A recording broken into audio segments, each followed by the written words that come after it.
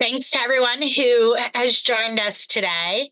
My name is Erin Moat. I'm the CEO of Innovate EDU, the organization that leads the Pathways Alliance. And today, I hope you're here for the right webinar. This is using Department of Labor funding opportunities to support registered apprenticeship programs for teachers. I'm so pleased to have you joining us today. And for those of you who are watching this recording, we're so pleased to have put this webinar on today with our dear colleagues who are here to offer some support and knowledge that is coming from the U.S. Department of Education. With that, let me introduce my colleagues, Luke Ryan and Maureen Tracy Mooney. Mo. Thanks so much, Erin, and huge thanks to the Pathways Alliance for hosting this conversation today. We're so excited to join. Before we dive in, I just wanted to clarify a few things. So we are so excited about these funding opportunities from the Department of Labor. Of course, want to be crystal clear that we are from the U.S. Department of Education. The Department of Education has no role in evaluating or awarding the grants, and it's really important that you consult the DOL webinar and specific resources from the Department of Labor as you're exploring the opportunity, as you're drafting your applications. The department doesn't have any authority to give instructions on applying. So our role today is really framing up why we're excited about these opportunities. Our colleagues at the Pathways Alliance are going to be walking through them. But we're very excited to have you all on today and to share a little bit about more about why the administration is so excited about registered apprenticeships and teaching and these new opportunities. Thanks, Mo. So the Pathways Alliance, who is the host of today's webinar, is really an uncommon alliance that brings together organizations across the country to focus on developing quality educator pipelines into the teaching profession through teacher residencies and apprenticeship programs. We're so pleased to co-host this alliance with the Learning Policy Institute, and we're delighted to add to the resources today for the sector around these particular funding opportunities. It's really important that we ground ourselves first in what are we talking about when we talk about a RAP. So you're going to hear this abbreviation throughout today's webinar, and our colleagues at the U.S. Department of Labor have defined a RAP as a registered apprenticeship program as an industry-driven, high-quality career pathway where employers can develop and prepare their future workforce and individuals can obtain a paid work experience, receive progressive wage increases, classroom instruction, and a portable, nationally recognized credential. There's some components of a RAP that are important for us to level set on today. All apprenticeships, must have a paid job and earn a progressively increasing wage. You're going to hear us talk about wage progression many times through today's webinar, and it's important for you to understand this key term. Programs need to provide structured on-the-job mentorship from an experienced mentor. Apprentices must receive supplemental instruction in the classroom that builds on their on-the-job training. Apprentices must receive a portable, nationally recognized credential, such as a teaching license, and programs are designed to meet the needs of individuals in the communities in which they operate and support workforce diversity, equity, and inclusion. Today, we're here to talk about the Apprenticeship Building America, or the ABA-2 grant program. This is a Department of Labor program that will award grants to continue to expand and diversify the RAP system through support for public-private partnerships designed to serve a range of industries and individuals and promote RAPs as a workforce development solution that translates training into good jobs. There are three categories of these grants. You're going to hear us talk a little bit later on around these three categories. But for today's webinar, category 1 is ensuring equitable RAP pathways and partnerships through pre-apprenticeships leading to RAP enrollment. Category 2 is the creation of education system aligned pre-apprenticeship and registered apprenticeship programs. And finally, category 3 is around registered apprenticeship hubs. And this is about ensuring that funding supports the administration's goals to modernize and strengthen a national apprenticeship system. I'm going to turn it over to my colleagues at the department to talk a little bit about how we ended up here and what these opportunities mean as part of that comprehensive strategy. Mo, Luke? Thanks so much, Erin. So again, I'm Mo Tracy Mooney. I'm a senior advisor in the Office of Planning, Evaluation, and Policy Development at the U.S. Department of Education, and just want to frame up sort of where we are in this journey. So at the beginning of the Biden-Harris administration, there were 0 states with registered apprenticeship programs for teachers. In August of 22, First Lady Jill Biden brought together leaders from the Department of Labor, from the Department of Education, the Domestic Policy Council, as well as leaders of these key national organizations to talk about how we can work together to eliminate educator shortages. And the Department of Labor Secretary and our secretary here at Education issued a Dear Colleague letter calling on all states to establish a registered apprenticeship program for teachers. We're excited about this pathway because of its focus on robust clinical experience, because of its affordability, breaking down barriers, and really providing opportunities for folks to become a teacher that did not have that opportunity before because they couldn't afford it. And how these programs can be used to scale really high quality evidence-based programs such as residency programs. So that's just about a little bit where we're coming from. We're very excited that we now have registered apprenticeship programs approved in 33 states and Puerto Rico. So we've certainly come a long way. Next slide. So as you're thinking about these Department of Labor funding opportunities, of course, it's going to be important to consider what other resources that you have to draw on. ARP-ESSER has been contributed to a lot of the work that's going on in the field right now around registered apprenticeship programs for teachers. Of course, those funds are winding down. Title I Part A formula funds can also be used to support these programs. Title II Part A formula funds, as well as career and technical education's Perkins State grants. In addition to those funding resources, the department has put forward and supported a range of resources that can be used to help you think about this. So, of course, how you can use your ESSER funds, a Dear Colleague letter that I mentioned before from the Secretaries of Labor and Education, really walking through how these programs can be supported and the benefits of them. There's a fact sheet on sustaining investments in teachers beyond the American Rescue Plan, a funding guide for supporting these programs, federal and state funds. That was put together by the Cedar Center, which is a ed-funded CA center, along with AIR and the Center for Great Teachers and Leaders. Our website, which I encourage you to all go to if you haven't before, specifically on our work to eliminate educator shortages, is listed here at the bottom. And then, of course, we have our guidance, our Octave program memorandum on using CTE Perkins 5 funds to address CTE and other educator shortages, which really digs into how those dollars can support these strategies in really high impact ways. And with that, I want to hand it over to my colleague, Luke Bryan. Hey, everybody. Happy Monday. As Mo said, my name is Luke Bryan. I'm the Deputy Assistant Secretary in the Office of Career, Technical, and Adult Education. Just Mo, quick, wonderful thank you, and appreciate the handoff. Erin, thank you for hosting today's webinar and your work to support states and communities across the country. I'm so excited to support each and every one of you in terms of your support and alignment of education and registered apprenticeship. There is tremendous opportunity that folks are leading across communities and states in terms of grow your own, teacher residency, career and technical education, all types of things in which individuals can build from and ensure that education meaningfully aligns with registered apprenticeship and their opportunities to scale registered apprenticeship and pre-apprenticeship programs in our industry. In terms of our time today, I'm going to talk about 2 things. So the first is I'll build off of Mo's comments around our Raise the Bar strategy, and we'll talk about both educator shortages and unlocking career success.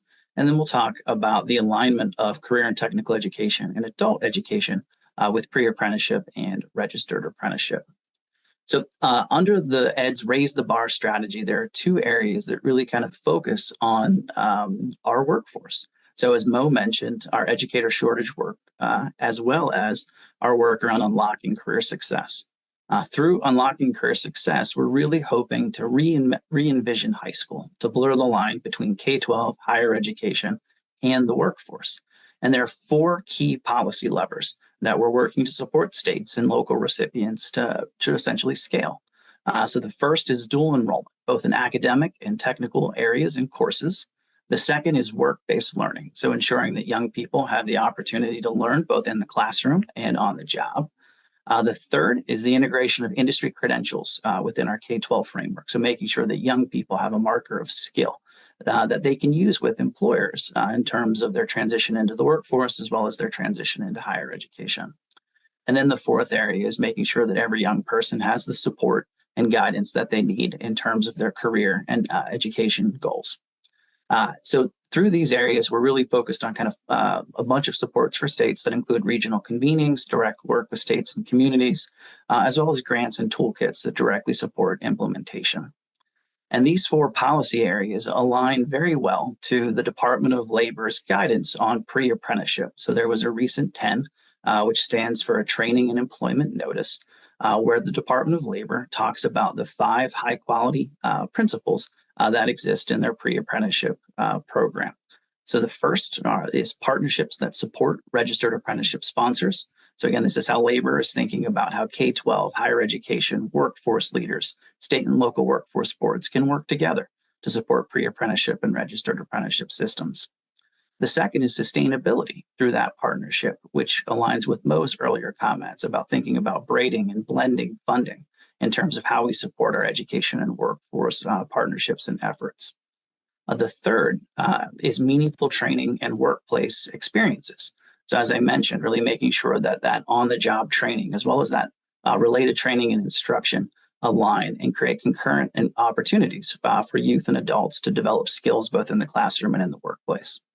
The fourth is around career navigation and support services. So making sure that adults and youth who participate in pre-apprenticeship and registered apprenticeship have the support that they need to be effective, as well as relationships with support services to facilitate and reduce barriers to transition. And then the last piece is really as DEIA as a core tenet of the pre-apprenticeship system. So we're really excited about the policy alignment between the offices of Ed and Labor, and then opportunities to directly connect CTE and adult education within the pre-apprenticeship and registered apprenticeship space. So as many of you know, through career and technical education, it is a structured program that aligns both secondary and post-secondary coursework. Many folks have used CTE and Perkins funds to support Grow Your Own efforts that directly help to prepare young people to enter the industry of education and teaching careers, which is really exciting.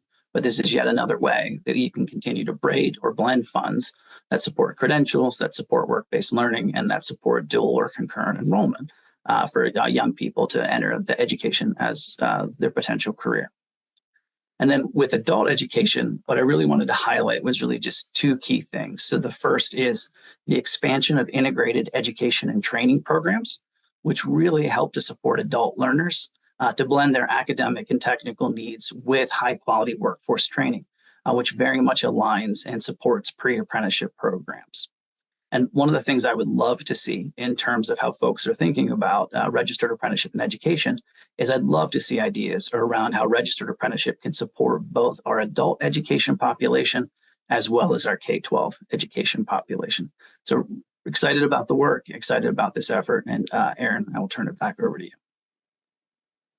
Thank you so much. I think Octay has some incredible resources for folks to look at as they're thinking about pre-apprenticeship programs and these links between this workforce stream. So thank you so much, and really would direct folks. We're going to have some show notes, if you will, after this, and some links that we share for folks that have registered.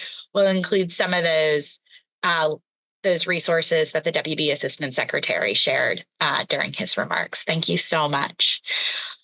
Let's talk about the current labor opportunity that's before us. Again, there are 3 categories that are within this potential grant funds. One is category 1, ensuring equitable RAP pathways and partners through pre-apprenticeship leading to RAP enrollment. Again, incredible number of resources between the Department of Ed and the Department of Labor here. These are really focused on developing and promoting public-private partnerships to advance pre-apprenticeships that lead to RAP enrollment, aiming at increasing diversity and equity in apprenticeship for underrepresented populations. Later in this webinar, we'll talk a little bit about that, this very specific words, underrepresented populations and underrepresented communities. They must lead directly to RAP enrollment during the grant period of performance. Category 2, creation of education-aligned pre-apprenticeship and RAPs. These are really focused on expanding education system aligned pre-apprenticeship programs that lead to enrollment in RAPs and education aligned RAPs for youth and adult learners. Again, Assistant Secretary mentioned CTE, adult education, and some of these systems. Please look at the wide range of different organizations and systems that are referenced within Category 2. And then the final category is registered apprenticeship hubs. I want to point out two distinctions here. One is for local, regional, and statewide focused registered apprenticeship hubs.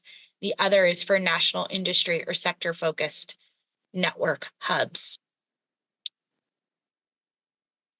Each category has different eligible partners. Category 1 and 2 has eligible applicants that include cities, municipalities, workforce development system entities, state and local education agencies, educational institutions, industry groups and associations, labor and joint labor management organizations, workforce, industry, and equity intermediaries, community-based organizations, and consortia.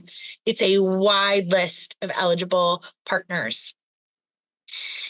Category 3 has two distinctions. One, again, the type of hub, and two, the type of partner in each of those hubs. Cities, municipalities, workforce development system entities, institutions of higher education, industry groups and associations, labor and joint labor management organizations, workforce, industry, and equity intermediaries, community-based organizations, and consortia are all eligible under the local, state, and regional registered apprenticeship hubs. But labor specifies only industry groups and associations, labor unions, and joint labor management partnerships and consortia are eligible for national hubs. Let's talk about the contours of these awards. There's approximately $95 million available under the ABA 2 grant program. The Department of Labor anticipates awarding 12 to 25 grants at a range of 1 to up to 8 million. Please, in the solicitation, pay attention to the categories as well as the specific call outs for the size of the award. There are different award size caps throughout.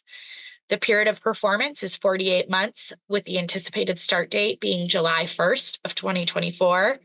And you must submit your application through grants.gov by 11:59 Eastern Time on 4/15/2024. There are two really important resources, again, that we'll share in the notes. The first is the link to the award and specifications, the award solicitation and specifications. The other is a webcast, which includes a transcript. Please avail yourself of these resources as key parts of your work if you're thinking about applying to any of these opportunities. Now we're going to talk about allowable activities. Also, my team has asked me to pause and ask folks to please put their questions into the Q&A function in the chat. That enables us to be able to see what questions you might have. And also, in the event that we run out of time to answer questions, we will have the opportunity to follow up with folks. So please use the Q&A function in the webinar in order to ask any questions that you might have. Allowable activities under this work and these grants, they include 5 important things. First, they must engage underrepresented and underserved communities. They must have a wide range of services, policies, and procedures that enable these programs to effectively serve underrepresented populations and communities. We talked a little bit about how you leverage resources and what resources should be available. Grants must leverage local, state, federal, and private sector resources to increase the impacts of grant funding. Leverage resources must be described in the project budget. They should include matches, philanthropic support, or other funding streams that you're using to support your program outside of these funds. Data-informed decision-making. So, allowable activities and what they're looking for includes use of labor market information, occupational trends, any assessment data, Example data could include labor and staff trends, wage trends, educator shortage data, which we'll talk about a resource to potentially see that for your state that you could potentially use. Please note that the data requirements for the program elements are required, and you should look at reporting performance outcomes for enrolled apprenticeships. One of the most important things in thinking about this pillar is how you will connect and report the data. Policy and system alignment. Grantees must align to policies across workforce development, economic development, education, and other systems. This would include state-level certification requirements, as well as aligning to the national guideline standards, which we'll talk about a little bit later.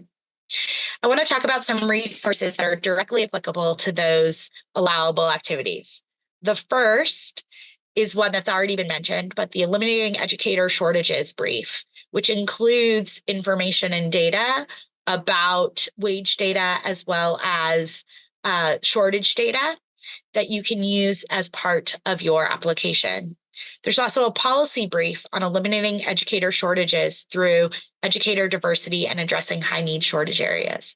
Please read these resources while you're looking to cite those relevant wage and resource trends. And finally, there is shortage data that's available from the U.S. Department of Education that can be a great way to bring in why the educator apprenticeship you're proposing is applicable to current wage trends or labor trends. A couple other allowable activities that we want to talk about: partnership building. So one of the important things that that the U.S. Department of Labor mentions as something that they're thinking about is that there must be partnership building throughout the application, including employers, industry associations, labor unions, intermediaries, workforce, and educational industries. You're expected to directly work with those entities and talk about that experience within the application. You must talk about industry engagement and support. So how are you demonstrating insight into industry and workforce needs? And then also how you will engage in outreach to industry partners and stakeholders, including the benefits of a registered apprenticeship or pre-apprenticeship program. There are 5 cross-cutting principles from the Department of Labor. First is equity. This includes diversity, equity, inclusion, and accessibility, or DEIA. That's another acronym that we used earlier in this webinar. And so how are you making sure that you're speaking to the inclusion of equity within your application? Job quality. This includes some of those elements that we talked about earlier: progressive wage increase, as well as job quality markers, and the good jobs principles. Support for high quality, sustainable programs. Again, the progressive wage increase, or looking at national industry recognized credentials. Research and evidence-based approaches. How are you increasing access to RAPs? What are the market demands for these RAPs? How are you thinking about innovative program delivery needs? And then finally, what new opportunities for access, innovation, and engagement?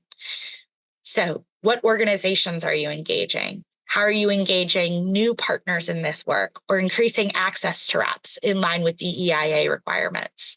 How are you thinking about removing barriers for job seekers or training barriers and thinking through improved system alignment? Before we talk about the use of the Pathways National Guideline Standards, I want to pause and ask my colleagues from the U.S. Department of Education have anything they'd like to add. I would just pipe in to say we're really excited about this ABA opportunity because last year there was a ton of success with states applying to use their State Apprenticeship Expansion Formula funds to include supporting registered apprenticeships for teachers as one of their priorities. In previous years, only a handful of states had said that they wanted to do that with their SAFE funds. And in last year's award, 37 states said they did. So what's exciting about ABA is that now we have an opportunity for a whole host of other organizations to apply for these funds, whether that's districts or the wide range of eligible grantees that Aaron has noted, IHEs, labor organizations. And we know that so many of those entities are leading in this space. So it's exciting that there's now a DOL funding opportunity that's speaking directly to them as well. And I would also just say, before we pipe into transition to using the national guideline standards, really, really highly encourage you all to explore these resources. From the Department of Education standpoint, these are a really critical tool to making sure that your program's meeting what we know about high quality evidence-based programs for educator preparation. The general standards for registered apprenticeship across all sectors are that, right? They're high quality standards across all sectors. What the national guideline standards do is apply what we know from research about what high quality educator preparation looks like, and says, okay, if you're doing a teacher apprenticeship and you want it to be of the highest quality, this is how you should structure your program. So it's really providing a template for that, so you're not recreating in the wheel, and you're able to translate between the workforce and the education system. So really, really encourage you to take advantage of these resources. Right. Let's talk about those national guideline standards. And we're going to use another acronym here while talking about it, which is NGS. And when we say NGS, we're talking about the national guideline standards. The national guideline standards can answer some key questions in your proposal or model to ensure the quality K-12 educator preparation programs. And it provides a roadmap, really, for a set of competencies, progressive wage schedules, alignment with labor industry, and a host of other models to learn from. I'm going to talk about some of those resources and existing models in the field that you can look at, including a pre-apprenticeship CTE program that we're really excited about that embraces the national guideline standards. So the National Guideline Standards for Apprenticeships for Educator Apprenticeships came out in August of 2023, and were really driven by an incredible working group of individuals who came together to really follow up on the First Lady's call for the expansion of registered apprenticeship programs. The NGS outlines 10 competencies for K-12 teaching apprenticeships based on the evidence of skills that educators need to excel in today's classrooms. These are nationally recognized, industry-accepted standards that have been used to develop this competency framework. And so as you're thinking about what competency framework could you reference as part of your application, please look at the NGS as a model for that competency framework. There are also guidelines to fit local needs. So one set of guidelines in the NGS is for those that have collective bargaining agreements and those in non-collective bargaining environments. We're really excited that there's the ability to accommodate diverse state licensure requirements while also making sure that there are maintaining the essential elements to ensure quality program design based on evidence-based research. The national guideline standards also contain on-the-job learning and related instruction and how they should be working to actually create mutually reinforcing themes. There's also wage parameters contained within the national guideline standards. So the baseline is really a pay rate that is based on a starting teacher's salary, which is at least equivalent to the pay rate of a paraprofessional. Also, one pay increase must occur during the apprenticeship, typically after a short probationary period. This is in line with the progressive wage schedule requirement for RAPs that we talked about earlier. There are also other essential elements within the national guideline standards to ensure that we are deploying quality apprenticeships in line with those good job principles, as well as with the Department of Labor guidance. So these include at least 1 year of K-12 school year of a paid on-the-job learning experience under the supervision of a journey worker who is a teacher of record. A journey worker to apprentice ratio of no more than 1 to 2. Completion of a bachelor's degree either before entering or as a result of the apprenticeship. Satisfaction of all requirements for full state teacher licensure or certification, excluding emergency, temporary, provisional, or other substandard licensure or certification. Demonstration of competencies described in the work process schedule as determined by the journey worker in collaboration with a supervising faculty member. Progressively increasing levels of responsibility and autonomy during the on-the-job learning, and making sure that at no time the apprentice serves as the teacher of record. And then satisfactory completion of all related instruction required by an educator preparation program. I'm going to pause here as we talk about, this ends the portion that we're going to talk about the labor opportunity, but I do want to turn it back to my colleagues at the U.S. Department of Education to talk about 2 additional grant opportunities that are open and available now related to educator pathways. Thanks so much, Erin. I really appreciate that. So want to highlight 2 things. First, the department had issued the notice inviting applications for our National Professional Development Competitive Grant Program. That's within Title III of ESEA. That opportunity is really to prepare bilingual, multilingual teachers through Grow Your Own funds. $8.4 million is available. The grant term is 60 months. Our eligible entities are IHEs, public or private entities with relevant experience and capacity in consortia with LEAs and SEAs. So the deadline for that is April 11th. Or for your notice of intent to apply, and the deadline for transmittal is May 13th. Expanding, creating opportunities for every student to become multilingual is a huge priority for us, both in terms of better serving our English learning students, as well as recognizing that in the global economy, it's really critical that we have a population that is better able to speak in multiple languages, and we know all the benefits of that. So as part of that work, we're really focused on increasing the number of multilingual, bilingual certified teachers, and this is part of that key departmental priority. We've asked for more funding for it in our FY25 budget proposal. I'm happy to share as well. There's one additional grant opportunity for our National Technical Assistance Center to diversify the workforce. This is the Serving Children with Disabilities Center. This is coming from our IDA Part D Personnel Prep Program to establish and operate a National Technical Assistance Center to diversify the workforce serving children with disabilities. It supports HBCUs, TCCUs, and other MSIs that offer high-quality degree or certification programs in early intervention, early childhood special education, or related services.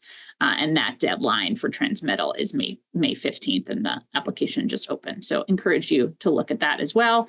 And please keep your eyes open for TQP coming down in the future as well, our Teacher Quality Partnerships Grant Program. So much great work happening between the U.S. Department of Labor and the U.S. Department of Education, and making sure that the field is supported to continue to grow these pathways for educators. I also want to name a couple of resources as you're thinking about how you would bring in industry trends or workforce knowledge potentially into any of these applications. Our Pathways Alliance has just published a great resource from our colleagues over at Learning Policy Institute. It's a brief around how states can support teacher apprenticeships.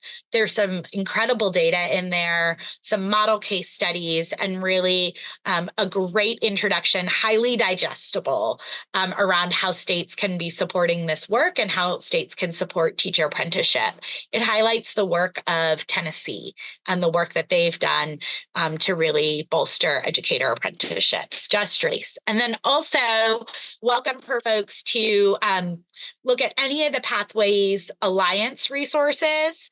The apprenticeship models piece, I know we had a question in the chat earlier about how to build buy-in in states and districts for apprenticeship models versus maybe other types of pathways versus professional development versus other types of things that you can support an educator workforce.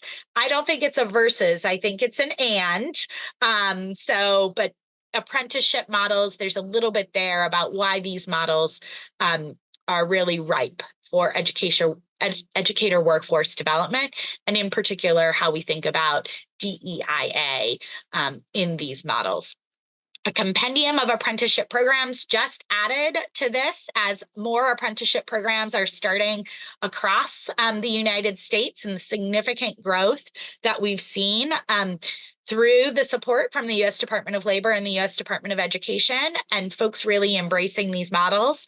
In there, you'll also see a really exciting pre-apprenticeship model from Ball State and their partners with high school students into educator pathways. So really thrilled to be able to feature that diversity of preparation models, which includes a CTE link. So exciting reading there if you want to look at model programs. why using the national guideline standards is a great resource as to really thinking through why the national guideline standards matter. And then again, the national guideline standards themselves. So you can use those as really a template in thinking through the design of your RAP. With that, and you can grab those resources at the Pathways Alliance website.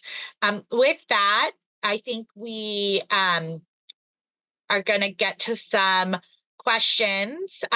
First, yes, as a follow-up, I'm going to take this one because it's super easy. All the slides and the webinar recording will be shared, as well as some links. You will probably get it after today's webinar, probably tomorrow, once we have processed the recording and are able to get all those links that we mentioned, but it will go to anyone who is registered for this. So if you were here or you registered and are watching this webinar post-fact, you will get the recording, which will include the slide deck. So folks will be able to have access to that as well. We have a question around eligible applicants. We would direct any questions about why someone is an eligible applicant or isn't an eligible applicant over to our colleagues at the U.S. Department of Labor. And so please direct your questions around eligible applicants there. And then a last question around does what we're learning today, teachers also apply to principal apprenticeships? And so I will pass that over to Mo. Mo. Yes. So if you look at the DOL materials, they specifically list K-12 teacher occupations as a prioritized sector for this, along with a few other sectors. I'm happy to put the full list in the chat. And then another question around is industry or small businesses permitted to collaborate with higher ed teacher prep programs? Again, we would refer your questions around eligible applicants to our colleagues at the U.S. Department of Labor, should you have questions about that, and what the structure is for eligible applications that engage small business or the private sector. I will note that they have listed broadly public sector in their list of occupations. So whether or not principals are relevant to what they're specifically speaking to there, I would refer you to the Department of Labor. Remember that you have more you can watch. There is a great webinar from our colleagues at the U.S. Department of Labor. So think of us as part one, and that webinar is being part two of your RAP apprenticeship opportunity learning. So we're really excited to continue to collaborate with them. We're going to go last call. So one question is who to contact at the Department of Labor. In our show notes and follow-up, we're going to give you the exact email address of the program officer for the ABA2 contact for the ABA2 opportunity. There is a specific person with a specific email, and we will make sure that you have that. They are also on a rolling basis publishing FAQs. So when you go to that link that we're going to share for the webinar and for the opportunity, you'll also see some of the FAQs that are being published there. There is still time to put this application together. There are great resources that have been shared today from our colleagues at the U.S. Department of Education in terms of resources that they already have available. There are some great resources from the U.S. Department of Labor. There are some great resources from the Pathways Alliance. We hope that this webinar has been helpful for you in thinking about this opportunity. We certainly at the Pathways Alliance, I won't speak on behalf of our colleagues at the U.S. Department of Education, but at the Pathways Alliance, we would love to see many of you apply for this incredible opportunity for resources to expand quality educator pathways within in the nation. So please, please, please take advantage of this opportunity, as well as the other funding opportunities that have been shared. Mo? I feel very comfortable saying the Department of Labor also would love to see many, many high quality applications for these resources. Though we are not involved with the evaluation of said applications in any way, shape, or form, we're excited about these opportunities and know that there are so many worthy organizations that have been really building and are ready to take advantage of this opportunity. Great. Well, as many of you who know me have heard me talk before, I taught middle school science. So you'll know that what I learned as a middle school teacher is that if you can let the kids out 1 minute early from class or get to recess 1 minute early, you're always the favorite teacher. So with that, I'm going to give you back 3 minutes of your time today. And thank you so much for your attendance. Goodbye.